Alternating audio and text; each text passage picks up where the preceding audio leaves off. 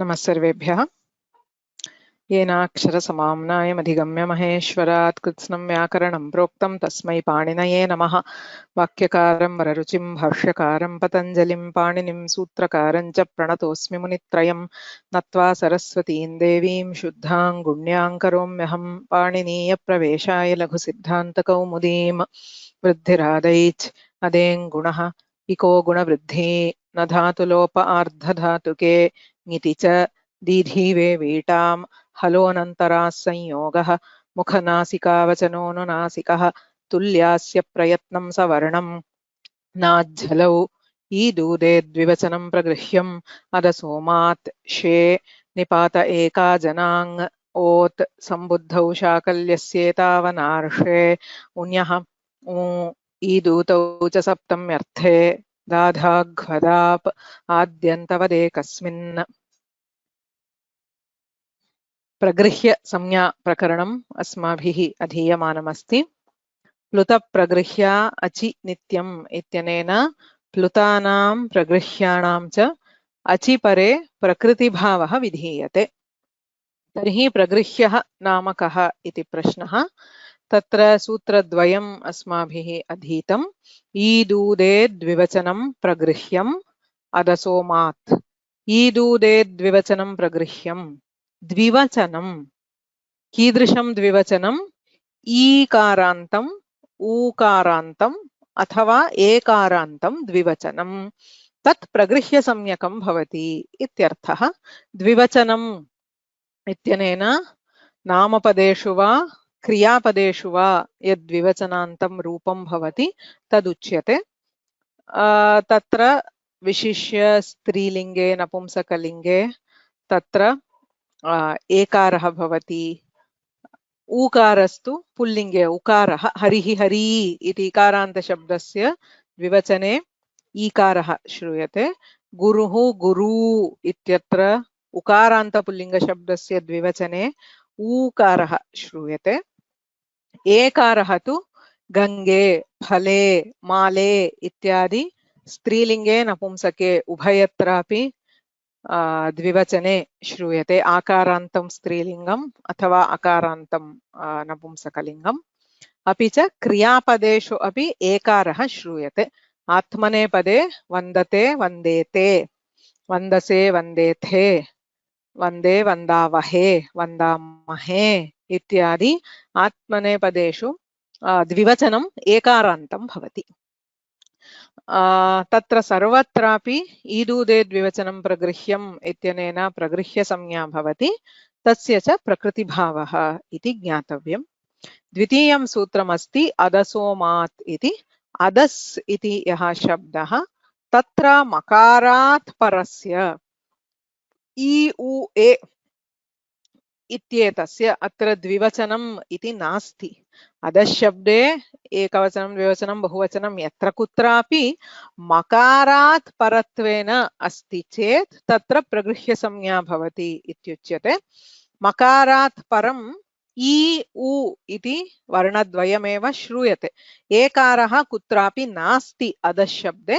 अतः अदसः मात्परौ ईदूतौ प्रगृह्यौ स्तः इति सूत्रार्थः दीयते। अमू अमी इति उदाहरणम्। असौ इति एकवचनम् अमू अमी। अमू आसाते अमी ईशाः इति उदाहरणं भवति। तृतीयं सूत्रं शे इति छन्दसि नाम वेदे एव प्रयुज्यते। अतः इदानीं वयं न पश्यामः।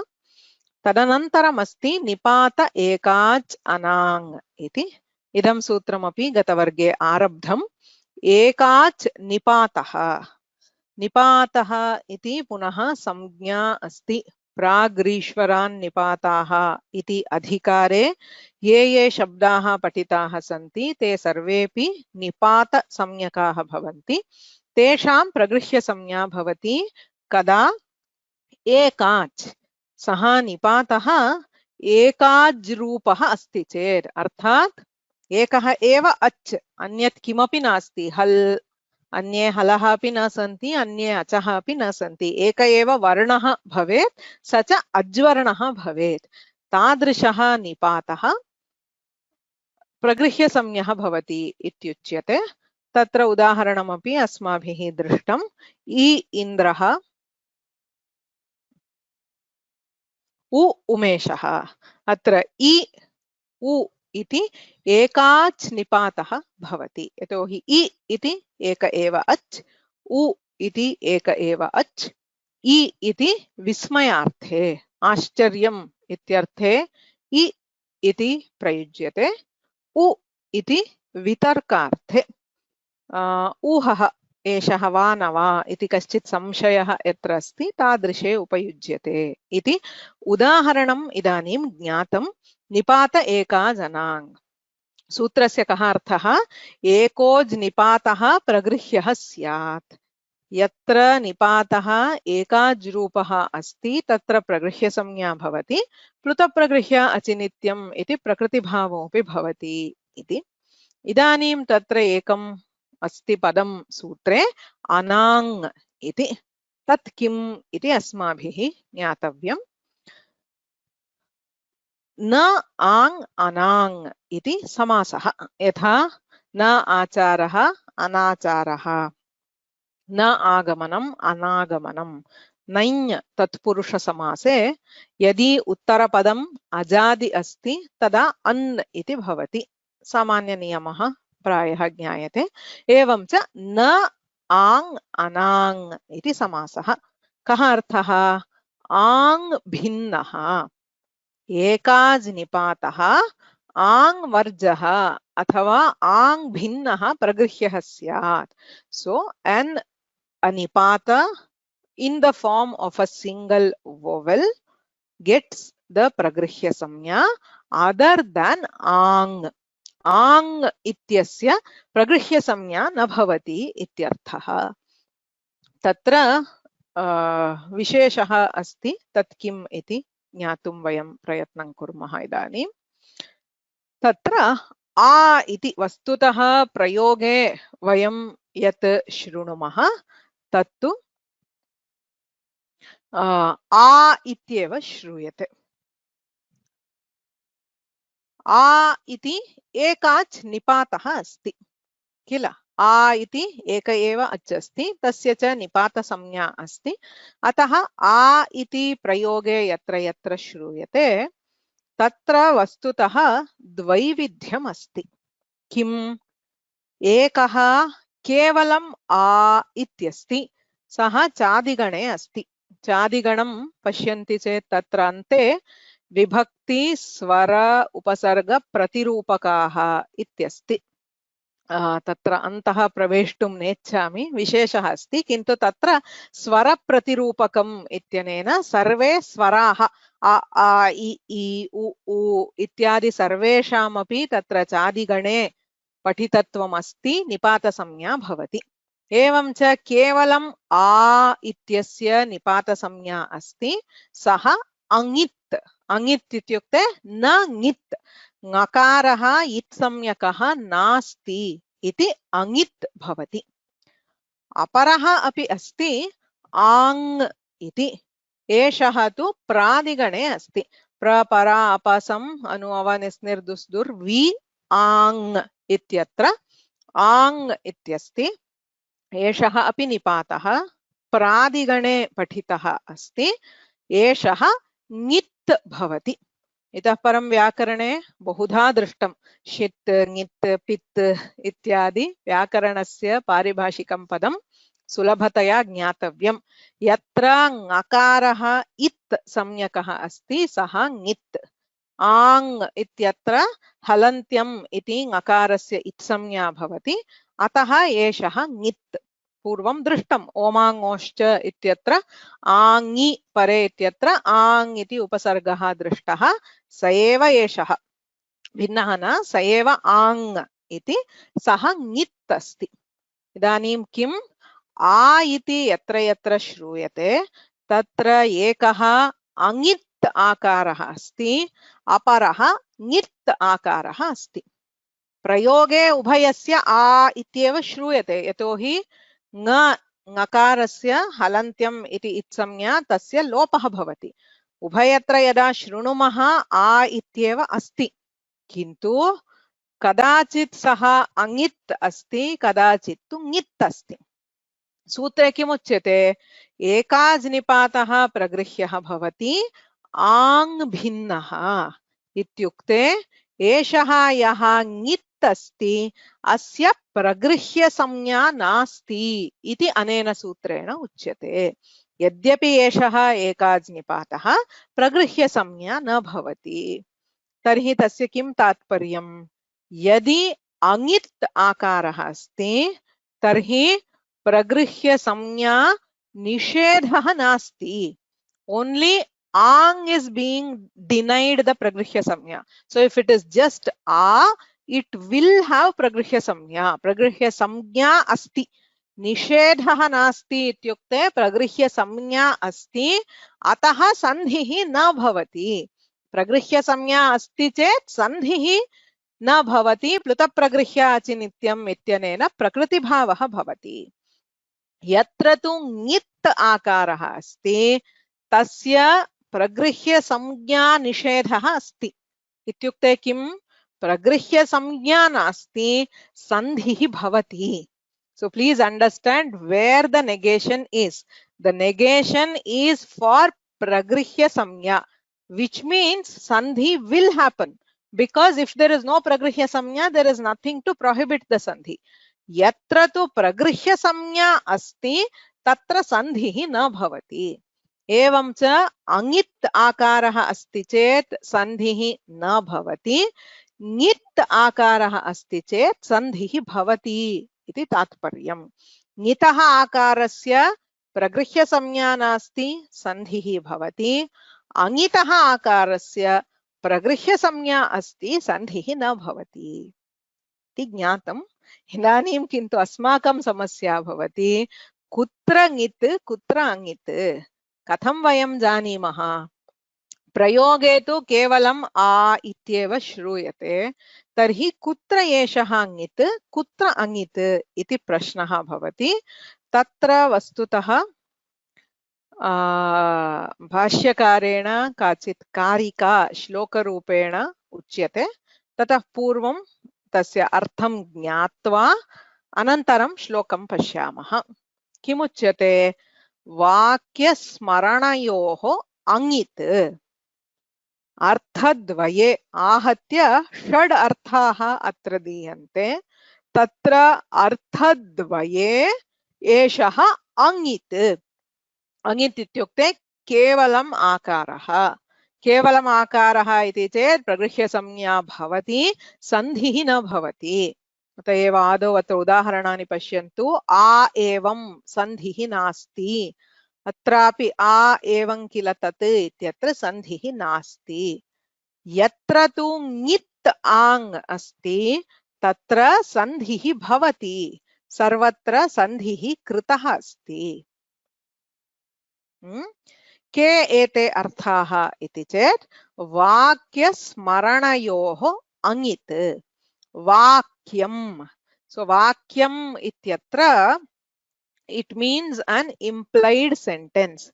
A evannu manyase iti vakyam asti. Atra evannu manyase iti vakyam tasya udgara सूचकत्वेन विशेषार्थ सूचकत्वेन अत्र आकारः अस्ति.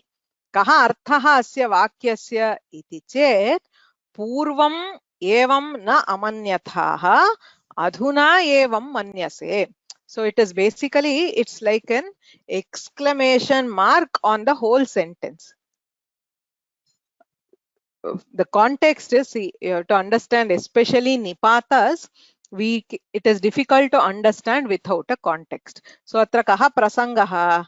Kaschit anyam akshipati, for changing sides. So he's saying, do you think so, or is that your opinion?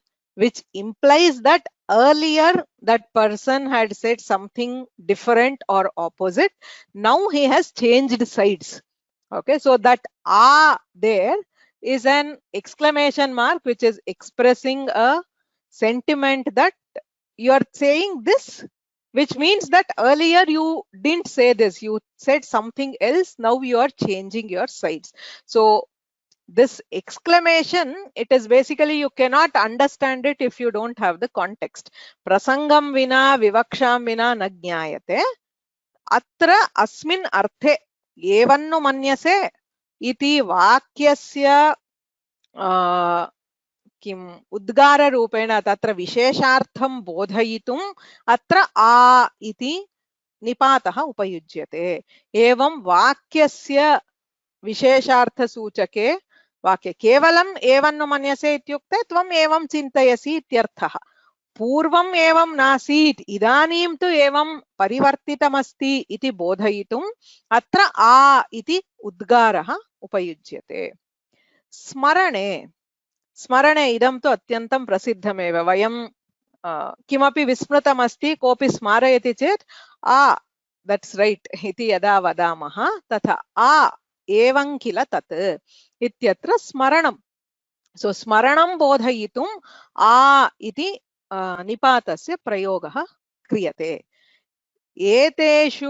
एतयोः द्वयोरप्यर्थयोः अङित् आकारः अस्ति, अतः प्रगृह्य संज्ञा भवति, प्रकृतिभावश्च भवति इत्यर्थः। अन्येषु केषु अर्थेषु आ इत्यस्य प्रयोगः अस्ति ङितः आकारस्य इति चेत् ईषदर्थे क्रियायोगे मर्यादाभिविधौ च यः। ईषत् ईषत् अल्पम् इत्यर्थः।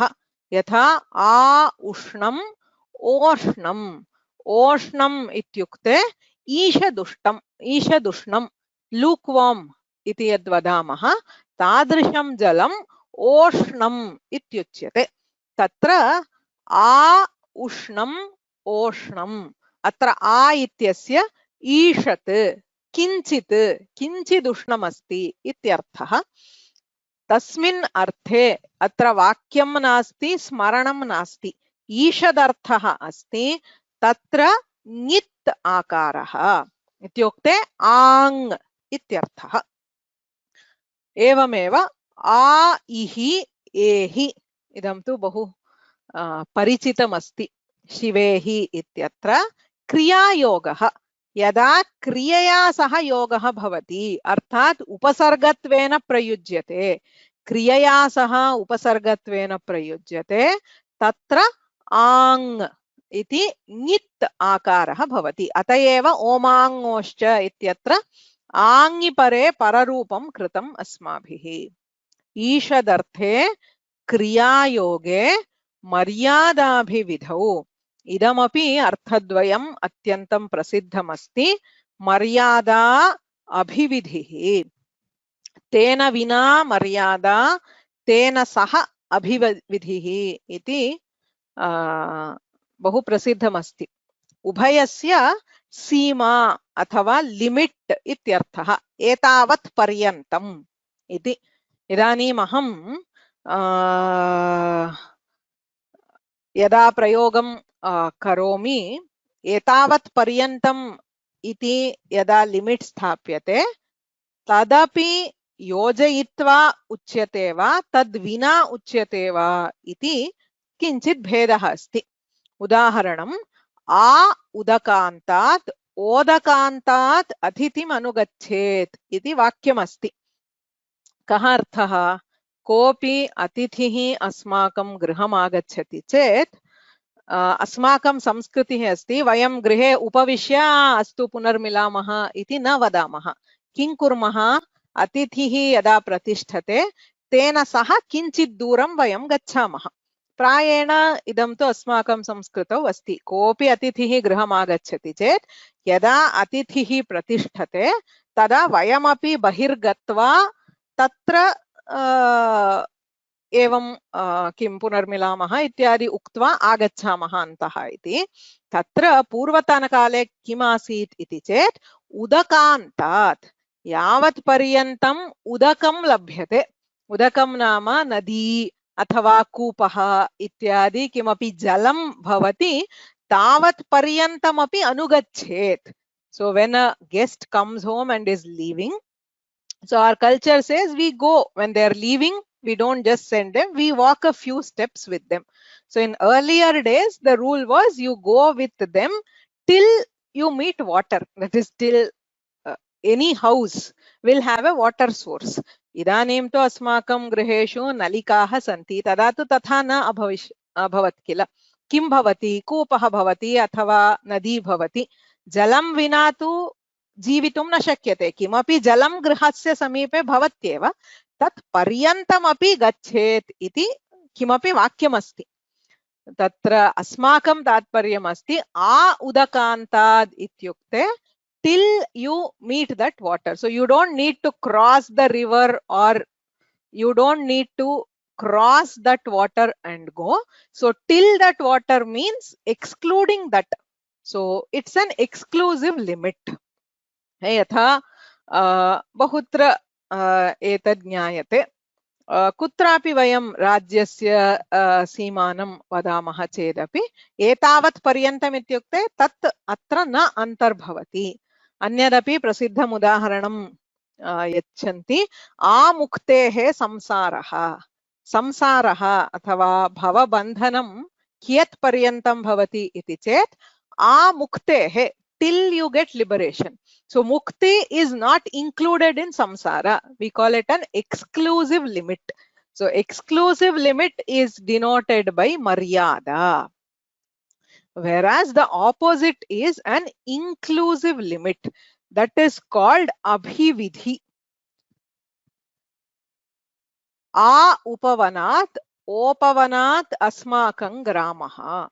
Atra kaha arthaha उपवनमपि ग्रामस्य भागः एव.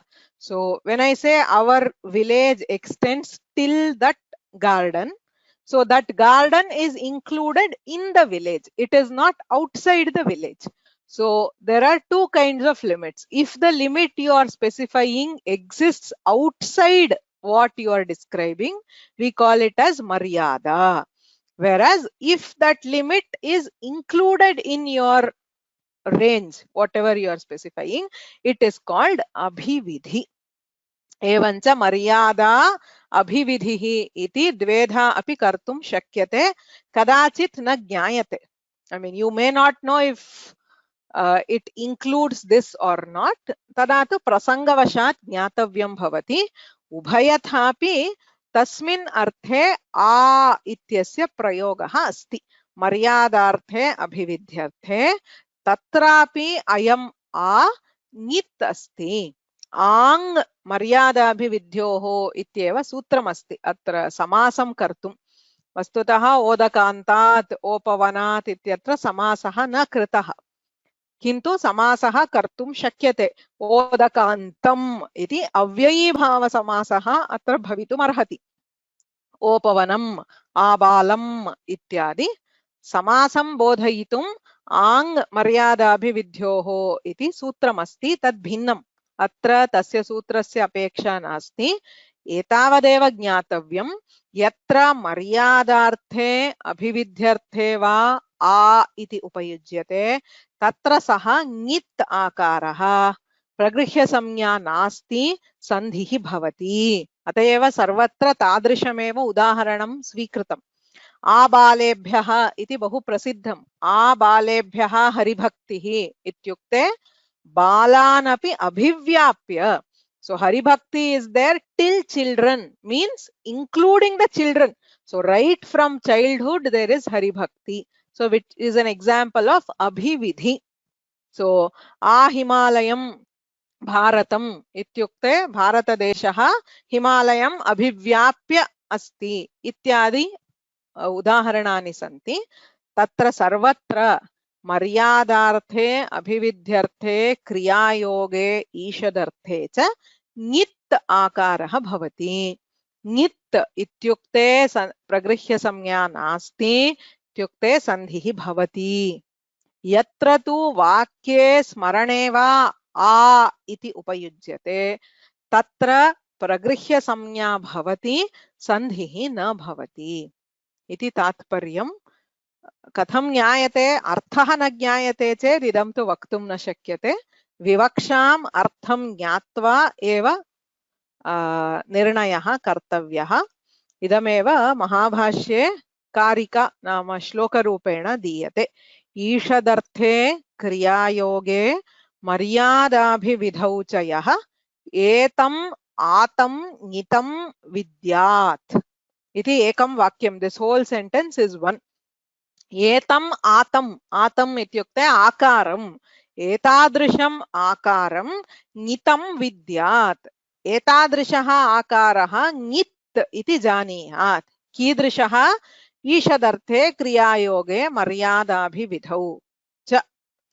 वाक्यस्मरणयोः अङित्. यत्र वाक्यं स्मरणं वा अस्ति तत्र अङित् आकारः इति ज्ञायते. एतत्तु स्मर्तुं, सुलभतया स्मर्तुम् इयं कारिका उपयोक्तुं शक्यते. बहुभिः बहुधा उदाहरणानि दीयन्ते. सत्यं. किम् आसमुद्रम् आसेतु समुद्रम् इति यदा उच्यते तत्रापि अभिविधिः भवति. आजीवनम् इति वदामः तत्रापि अभिविधिः. So most of those are examples. रघुवंशेऽपि अस्ति. सो आसमुद्रक्षितीशानाम् आनाकरथवर्त्मनाम् इत्यादि तत्रापि एतदस्ति. आजन्मशुद्ध इत्यादि सर्वत्रापि अयमेव आङ् इति.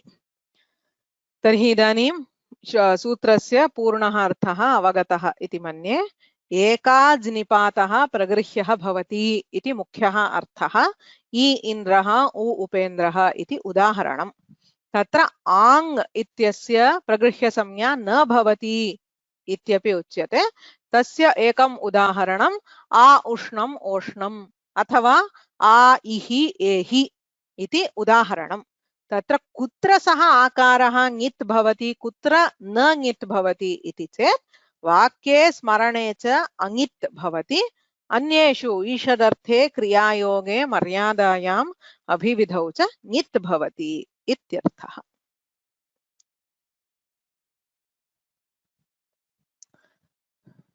What is the importance of ङित्? This itself is the importance. तत्र ङित् अस्ति चेत् तत्र प्रगृह्यसंज्ञा न भवति. तदर्थमेव तत्र ङकारः इत्संज्ञात्वेन उपयुक्तः. यदि ङकारः नास्ति तर्हि एवं भेदः कल्पयितुं न शक्यते. प्रगृह्यसंज्ञायाः भेदः. अपि च ओमाङ्गोश्च इत्यत्रापि यः ङित् आकारः तत्रैव तादृशः सन्धिः भवति, अन्यत्र न भवति.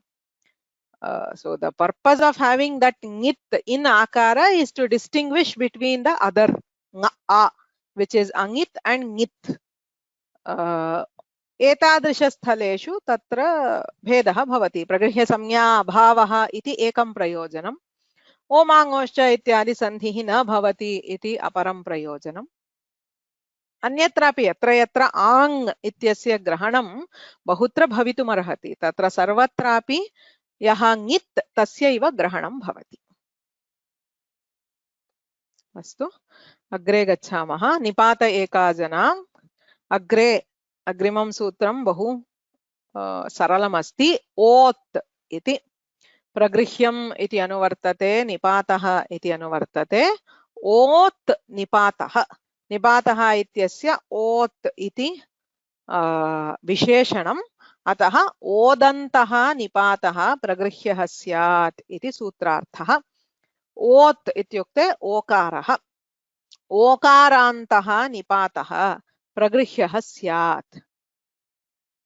के ओकारान्ताः निपाताः इति चेत् तत्र चादिगणं पश्यामः चेत् आहो, उताहो, हो, अहो, नो, अथो इत्येते सन्ति.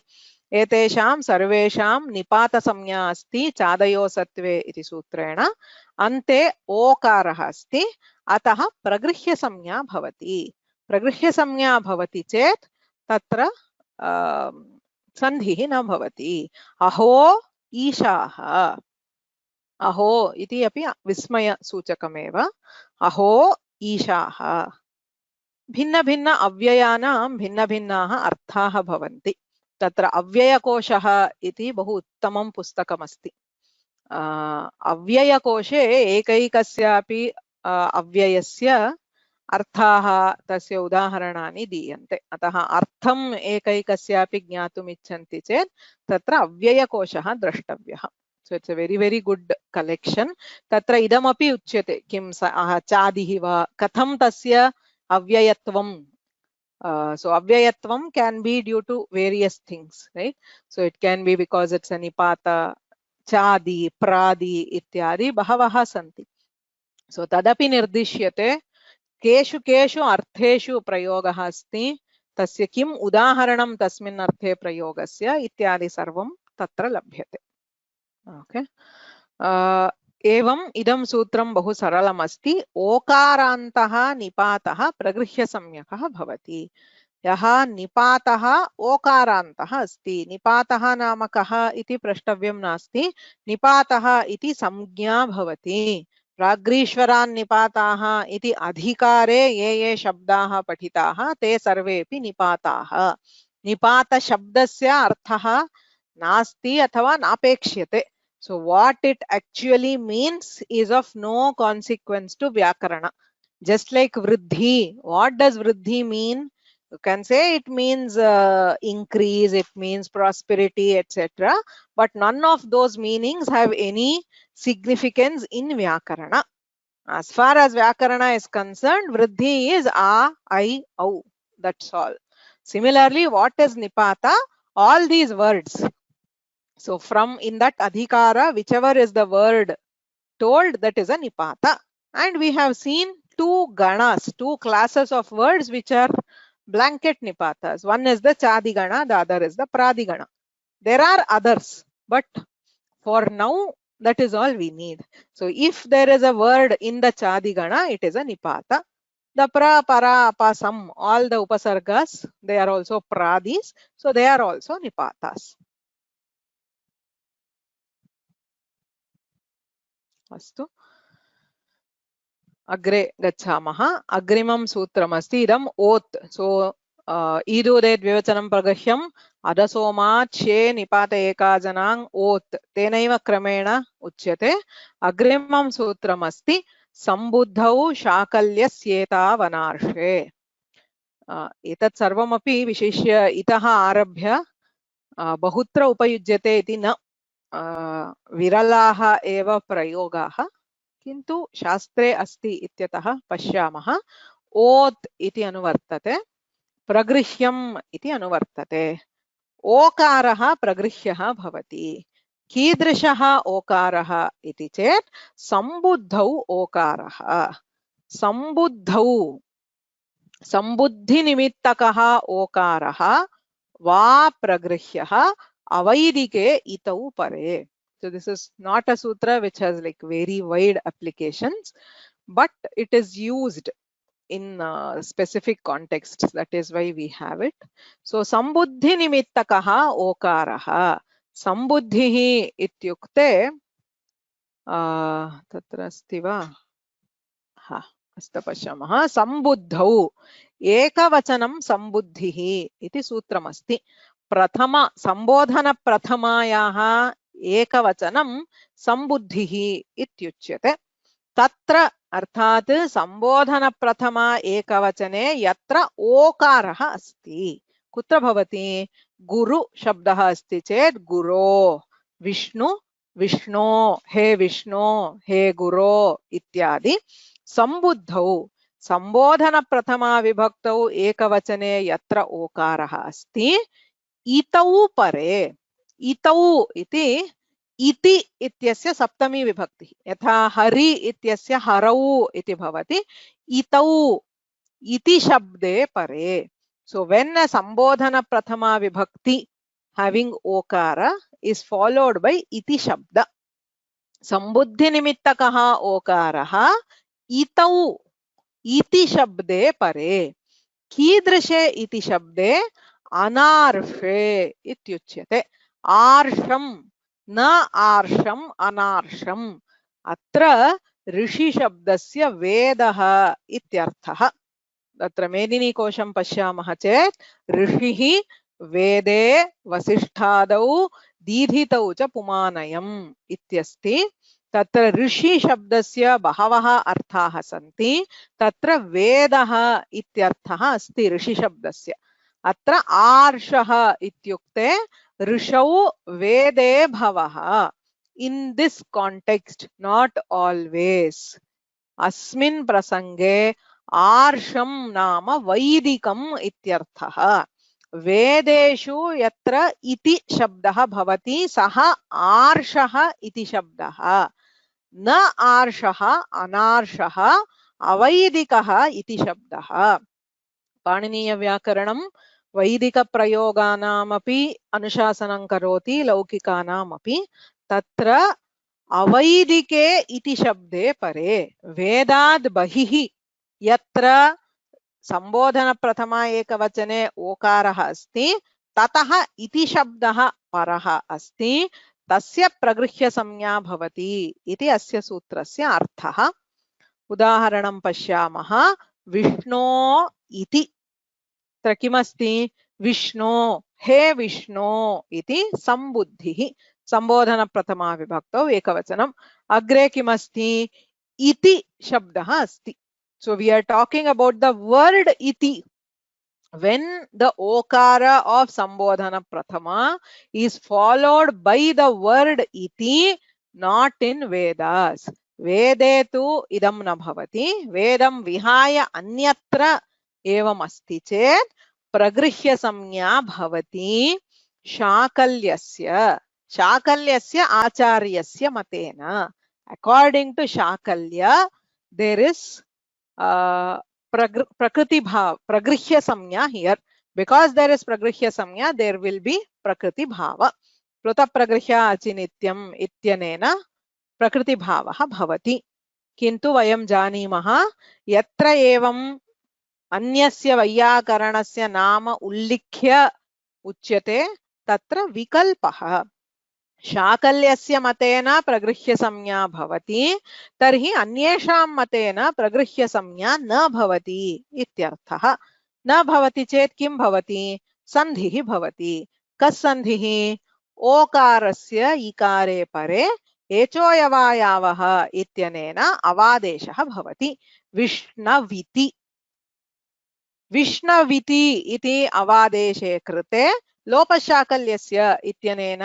वकारस्य लोपः क्रियते चेत् विष्ण इति एवं च त्रीणि रूपाणि सम्भवन्ति विष्णो इति अत्र किमस्ति सम्बुद्धौ शाकल्यस्येतावनार्षे इत्यनेन प्रगृह्य संज्ञा अस्ति प्लुतप्रगृह्य अचिनित्यम् इति प्रकृतिभावः तदा विष्णो इति प्रगृह्य संज्ञा नास्ति चेत् एचोयवायावः इत्यनेन अवादेशः भवति पुनः पदान्ते यत्र अवादेशः तत्र लोपशाकल्यस्य इत्यनेन वलोपः भवति तदा विष्ण इति एकं रूपम् वलोपः वैकल्पिकः अतः तन्न भवति चेत् विष्णविति इति रूपत्रयं सम्भवति so we get three forms if there is prakriti bhava which is if there is pragrihya samnya by sambuddhau shakalya setavanarshe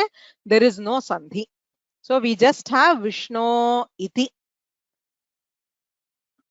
when there is no pragrihya samnya we can do normal sandhi what is the normal sandhi echaha achipare avadeshaha followed by lopashakalyasya so if we do the lopa we get vishna iti we cannot do further sandhi because of purvatra siddham. If we don't do the valopa, you get Vishnaviti. So there is a star mark here and there is something written here. Try to understand what it is. Okay, you can think a bit. So there is something about this form, whether this form is really valid or not. Kinchit chintanam kurvantu. If you are unable to understand, I will explain in the next class. It's nothing very important. So it's just an interesting insight. So चिन्ता मास्तु तद्विषये किन्तु यदि ज्ञातुमिच्छन्ति तर्हि किञ्चित् चिन्तनं कुर्वन्तु यदि न ज्ञायते तर्हि अहम् अग्रिमवर्गे तस्य विषये वक्ष्यामि।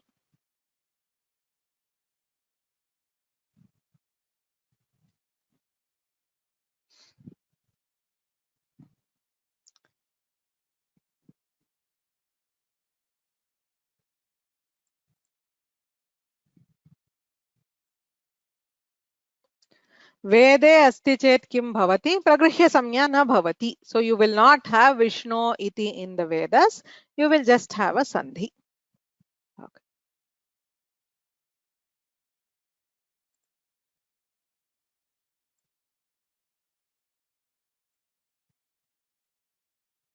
Okay. So does this, there are a couple of questions. Is this a regional variation or what? There is a variation. So all it means is by the time of Panini, both usages were seen. Actually, if you look more into it, they say in some Veda Shakhas, there is a variation, in some there is not, and so on. So he just, Panini tries to document all kinds of variations. This particular variation, we don't know if it is a regional variation or not.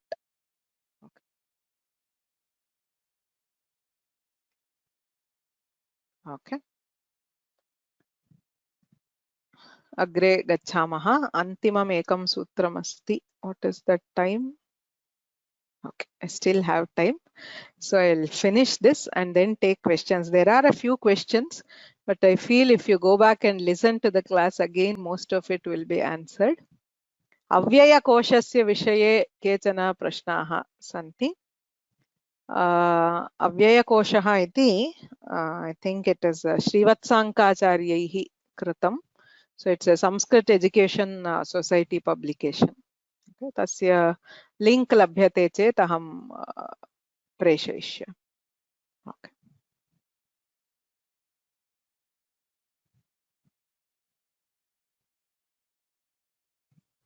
Okay.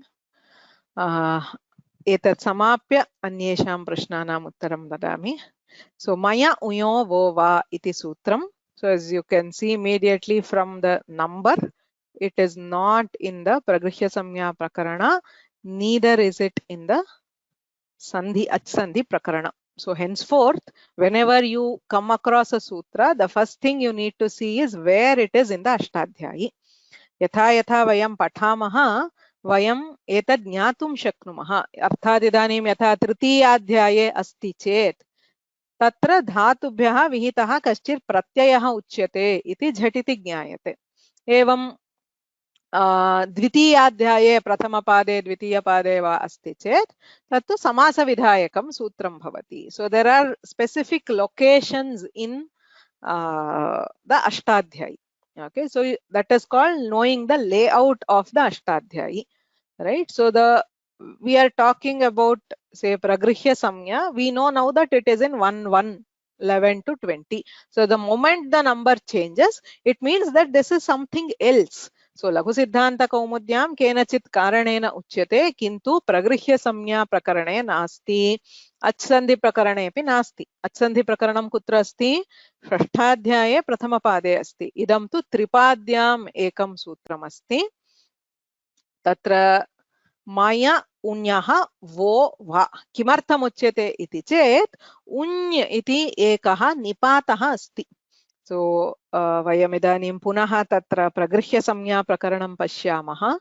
तत्र ईदुरेद्विवचनं प्रगृह्यम् अदसोमात् शे निपात एकाजनाङ् ओत् सम्बुद्धौ शाकल्यस्येतावनार्षे इत्येतावन्ति सूत्राणि दृष्टानि.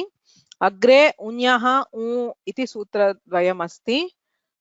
ईदुतौ च सप्तम्यर्थे इति. तानि सूत्राणि लघुसिद्धान्तकौमुद्यां न व्याख्यायन्ते. इदम् एकं सूत्रमस्ति स्लैट्लि रिलेटेड टू द प्रगृह्यसंज्ञा प्रकरणं. तदर्थम् अत्र उच्यते मया उञ्यः वः वा इति. So it's again a very limited scope sutra. So achi iti anuvartate. संहिताधिकारः तत्रापि अस्ति. वकारादेशः अनेन विधीयते. कस्य स्थाने? उकारस्य स्थाने वकारादेशः विधीयते. कीदृशः उकारः इति चेत् उञ्यः. उञ् इति कश्चित् निपातः अस्ति. यथा वयम् आङ् इति दृष्टवन्तः एवमेव उञ् इति कश्चित् निपातः अस्ति. तत्र न्यकारः इत् संज्ञकः अस्ति. उ इति निपातः। तत्र पूर्वं वयं उ उमेशः इत्यादि यद् दृष्टवन्तः तत्र उञ् इति एवं निपातः अस्ति। ञकारः तत्र इत् संज्ञकः अस्ति। तत्र किं भवति निपात एका जनाङ् इत्यनेन वस्तुतः तत्र प्रगृह्य संज्ञा भवति. So if you just have that उ एज अ निपात तस्य निपात एका जनाङ् इत्यनेन प्रगृह्य संज्ञा भवति. तेन प्रकृतिभावः इत्युक्ते अचिपरे प्रकृत्या भवति इत्यनेन प्रकृतिभावः विधीयते. किन्तु अनेन सूत्रेण तस्य कश्चित् वैकल्पिकः अपवादः, अपवादः न, तत्र त्रिपाद्याम् अन्ते वैकल्पिकः आदेशः कश्चित् विधीयते. कः इति चेत् मयः परस्य उञः. मयि इत्यत्र पञ्चमी विभक्तिः अस्ति, अतः अस्य अस्माद् उकारात् पूर्वं मयि, मयि इति प्रत्याहारः. न्यमगणनं झभन्य घढधष् जबगडदश् कफचठथ चटतौ कपय्य. के वर्णाः सन्ति तर्हि? मयि इति प्रत्याहारे के वर्णाः सन्ति? So if we can tell it very briefly, what would be the letters? चिन्तयन्तु.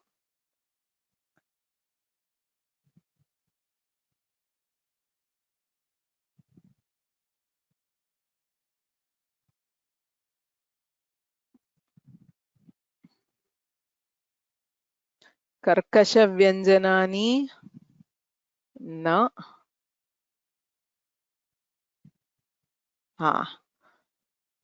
वर्गाणां चतुर्थ तृतीय द्वितीय प्रथम न.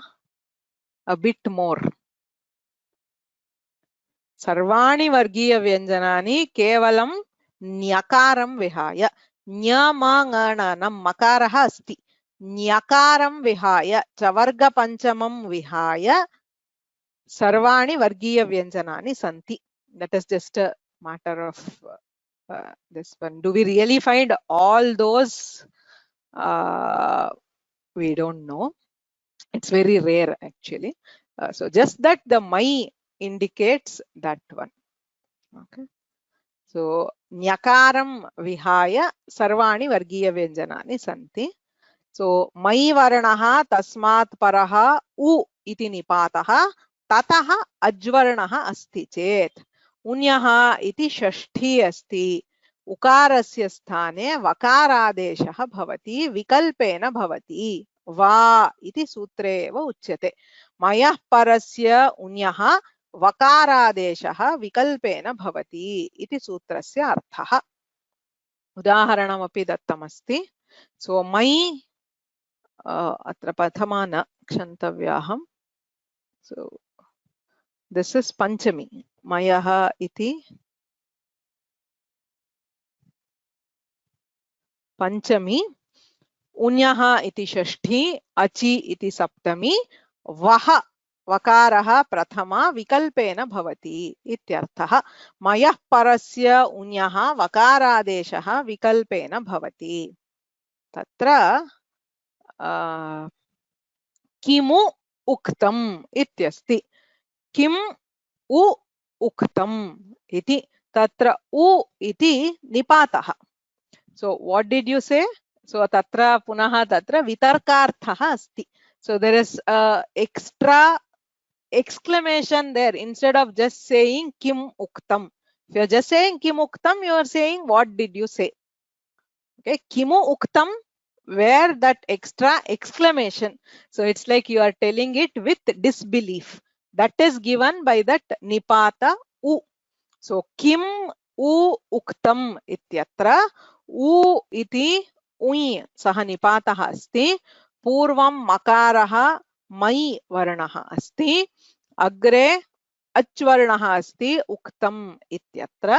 अत्र उकारस्य स्थाने वकारादेशः अनेन सूत्रेण दीयते. मय उञो वो वा इति किं वुक्तम् इति रूपं भवति. उकारस्य स्थाने वकारादेशे कृते किं वुक्तम् इति एकं रूपं, यदि वकारादेशः न क्रियते तर्हि अयम् एकाज् निपातः अस्ति। निपात एकाजनाङ् इत्यनेन प्रगृह्यसंज्ञायां प्रकृतिभावः भवति। द सवर्ण दीर्घ विल नॉट हैपन। उ उक्तम इत्यत्र उक्तम इति न भवति। सो किं वुक्तम उञ् इति चादिगणे पठितः निपातः विकल्पेन वकारादेशे कृते किं वुक्तम इति एकं रूपं भवति। विकल्पेन आदेशः, अतः आदेशः न भवति चेत् किमु उक्तम इति प्रकृत्या एव भवति, संधिः न भवति। सो निपात एकाजनाङ् इति सूत्रेण प्रगृह्य संज्ञा भवति, कृत प्रगृह्य अचिनित्यम् इति प्रकृतिभावः भवति, सवर्ण दीर्घः न भवति। So the normal one, the savarna dirgha is prevented. A very special adesha, vakara adesha is given under very specific conditions by maya unyo vova. Okay. Savarna dirgha na bhavati. यण् तु अत्र न भवति किल, यतोहि सवर्णे अचिपरे सवर्णदीर्घः यणादेशं बाधते, सवर्णदीर्घं प्रकृतिभावः बाधते. So yan would be anyway overruled by savarna dirgha, which is also overruled by the prakriti bhava. So here you will only have kimu uktam. After you move into the tripadi, this sutra is giving a special adesha, vakara adesha for the ukara. The effect is the same as yan, as in ukara being converted to vakara is that, but this is not yan sandhi, as in not iko enachi. You can still call it yan sandhi because yan is the adesha. So the normal yan sandhi by iko enachi is not this.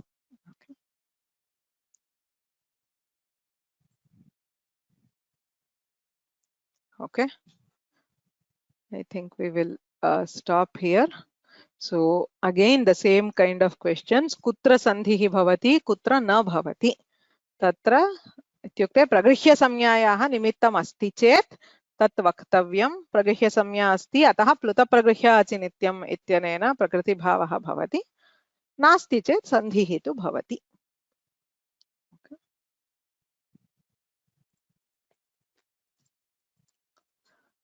So अव्ययकोशस्य link अस्माकं कोशदर्शनम् इति course यदासीत् तत्र अव्ययकोशस्य अस्ति. So if you just look for Koshadarshana, you will get it.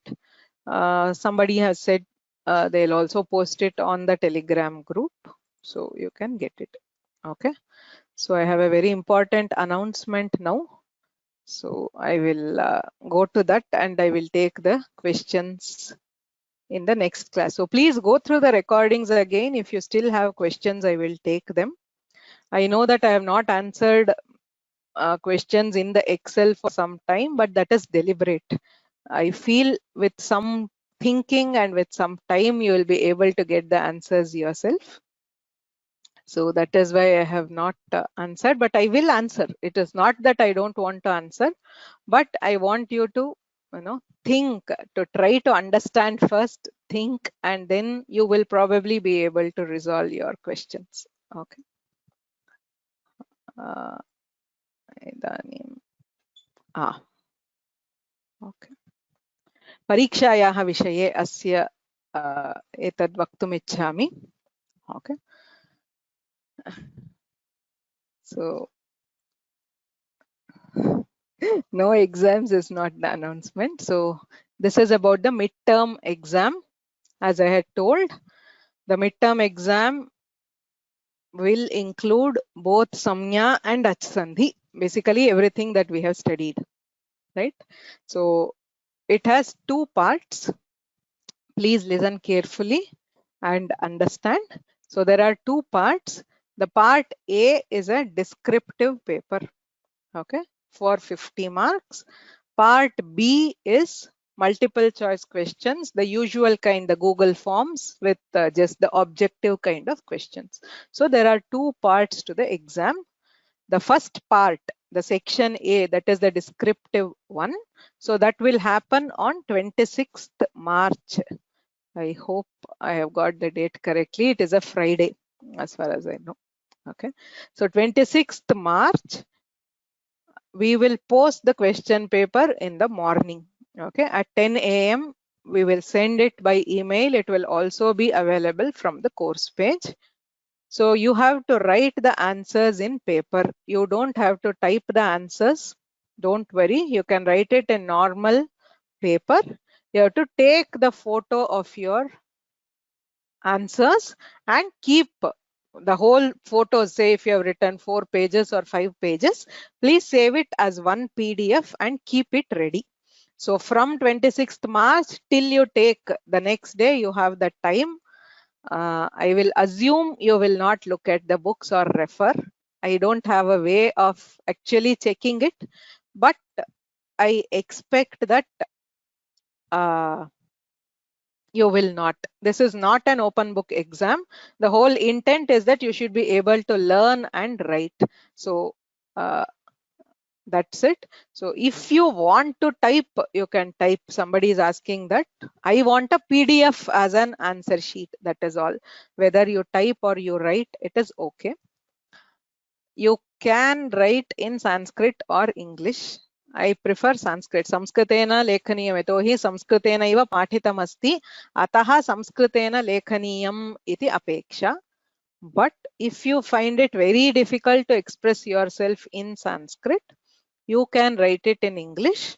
Some marks, I think there is some 10%, say for 50, if you score 45, 10% of that marks will be deducted for English. So if you write it in English and you score 45, you will lose say 4 marks, 4.5 marks. If you get 30, you will lose 3 marks and so on. Okay. So if you write in English, if you write in Sanskrit, no marks will be deducted. So if you find it very difficult to write in Sanskrit, you can write it in English. Okay.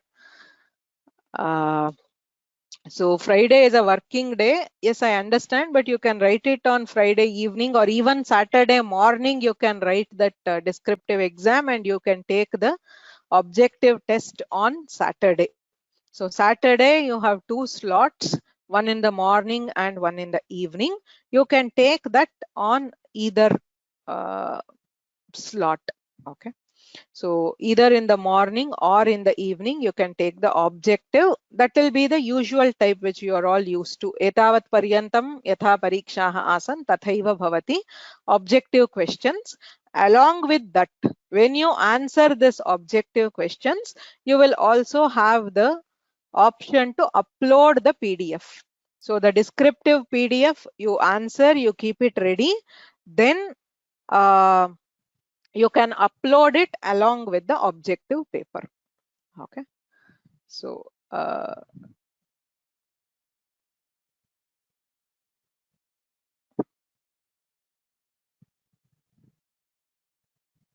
okay, so there are a lot of requests to change it to Sunday. Okay, we can also do that. Okay, so if you want, if that will be more convenient to those who write in the US, because for them the whole of it will be a working day. So okay, right now I am changing it. The dates will be 27th and 28th, which is a Saturday and Sunday. Okay, that is fine, not an issue with me. So we will have everything else is the same, but you will have Saturday and Sunday so that you can write it over a weekend. Okay.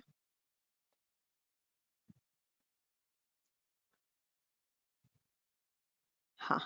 Okay, so now the next question, as I expected, can we have a sample? I'll come to that. So the timelines. So today we had a class. This week we have the usual class. 15th March, that is next Monday, is the summary. Okay, I had told like if I need, I may take one extra class because I was not sure if we will be able to complete, but I think we will. So 15th March, we will have the summary of this chapter. So 10 days, it's a study holidays. So now 27th and 28th will be the midterm exam. So there is a question of a sample paper. Yes, so there is a pattern of the question paper and also the some sample questions. So it's already time. I will post it and I will explain it, but this has full details on what are the kind of questions. Okay, so there is for each one. So one section is write the meaning of the Vartika and give an example. So next, write short notes. So the topics are also given here. So you can prepare, you have to write a short notes on these. Then meaning of the sutra with examples. So what is expected is also mentioned in the document. Then some logical questions or some descriptive type of questions. There will be 4 kinds of questions. I will upload this document in the course page, so you can look at it and prepare. Okay. So we will stop here. If there are any questions about the exam, I'll again take it earlier. Okay. येनाक्षरसमाम्नायमधिगम्य महेश्वरात् कृत्स्नं व्याकरणं प्रोक्तं तस्मै पाणिनये नमः। वाक्यकारं वररुचिं भाष्यकारं पतञ्जलिं पाणिनिं सूत्रकारं च प्रणतोऽस्मि मुनित्रयं नत्वा सरस्वतीं देवीं शुद्धां गुण्यां करोम्यहं पाणिनीयप्रवेशाय लघुसिद्धान्तकौमुदीम्